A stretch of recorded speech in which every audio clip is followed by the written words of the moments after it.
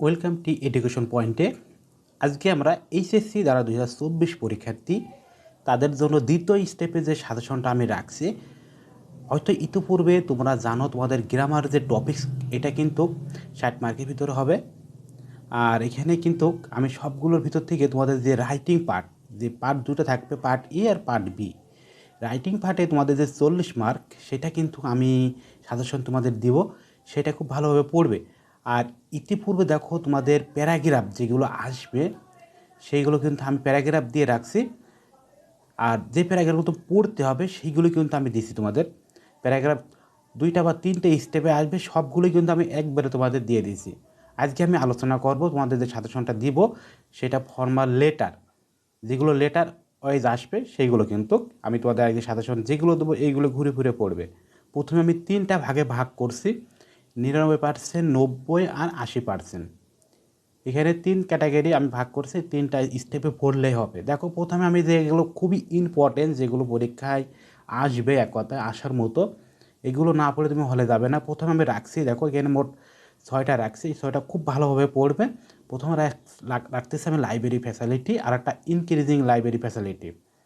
তারপরে provide sound system in learn English class, আর একটা রাখছি ওপেন ডিবেটিং ক্লাব আর সেটিং আপ। তারপরে 5 নম্বর রাখছি সিটিং আপে কম্পিউটার ল্যাব।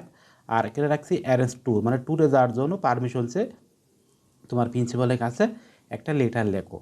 এটা রাখছি। আর 90% রাখছি প্রেয়ারিং ফর এ টিসি নেওয়ার জন্য প্রার্থনা।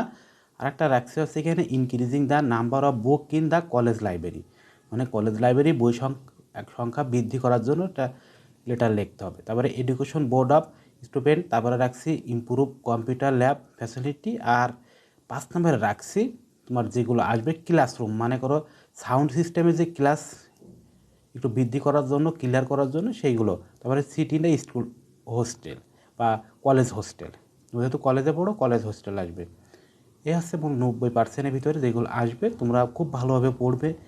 এইগুলো 99%, এইগুলো পড়ার পরে একটু এইগুলো দেখে যাবে। আর যদি খুব ভালো প্রিপারেশন নাও তাহলে 80%গুলো তুমি একটু দেখে যাবে, যে পর্দা ব্রিজ সম্পর্কে বা এখানে কিছু তোমাদের যে বিষয়গুলো আসবে, যেগুলো তোমার কনস্ট্রাকশন বিষয়ে, যে তোমার ব্রিজ নির্মাণ উপলক্ষে এক কথা তোমার ইউনো ডিসি বা এমপির কাছে যেভাবে তুমি দরখাস্ত লিখবে সেইগুলো, ড্যামেজ রোড বা টিউবওয়েল, একটা পড়লে হয়তো বা হয়ে যায়। আমার এখানে ক্লাস আছে, তোমরা একটু দেখে নিও।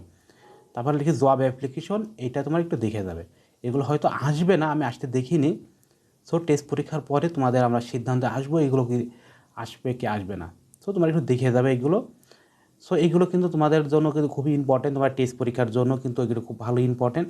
সো আরও শর্ট সাজেশন আমি তোমাদের দিয়ে দেবো, এটা হচ্ছে তোমাদের টেস্ট পরীক্ষার পরে। এক কথায় তোমাদের পরীক্ষার 10 থেকে 20 দিন আগে আমি কিন্তু তোমাদের এই ফর্মাল লেটারে একদম 100% যেগুলো আসবে সেগুলো দিয়ে দেবো। সো তোমাদের এইগুলো দিলাম একটু বেশি করে, তোমরা এইগুলো পড়বে। এইগুলো কিন্তু আমাদের পরীক্ষা, এক কথায় যে টেস্ট পরীক্ষা হবে ইনশাল্লাহ এইগুলো ভিতর থেকে আসবে।